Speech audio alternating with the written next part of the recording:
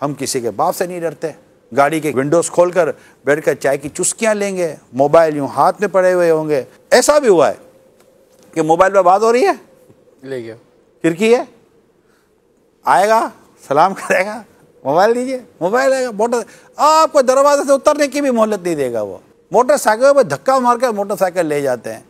अब जब हालात ऐसे हैं, मैं ये कहना चाह रहा हूँ, हालात जब हैं ऐसे, लूट मार मची हुई ऐसी, आप मोटरसाइकिल पर खड़े होते हैं, लोग मोटरसाइकिल, आप दोस्तों के साथ गली में खड़े हुए हैं, वो गप्पे शप्पे मार रहे हैं, आता है गिराता है, चलो को गन के सामने कौन आएगा।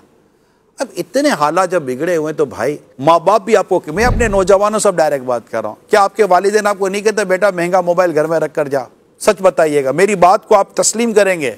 बल्कि माँ बाप कहेंगे देख देख देख ये इमरान बोल रहा है, हमने तेरे को कितना समझाया था। आपको वालिदैन कहते हैं, लेकिन आप नहीं मानते।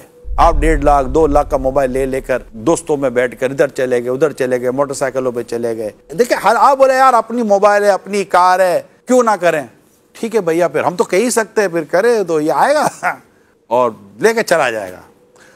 इंतजार करें, अल्लाह करे कि हालात बेहतर हो जाएं। देखिए बाद वक़्त ऐसा होता है, बीमारी होती है, बुखार होता है, गला ख़राब होता है और बीमारियां होती हैं, डॉक्टर के पास जाओ तो डॉक्टर बोलता है ये मत खाइए, ये आपके लिए जहर है। हालांकि जहर नहीं होता, ये जहर नहीं होता भाई, आपकी तबीयत ठीक हो जाए फिर खा लीजिएगा।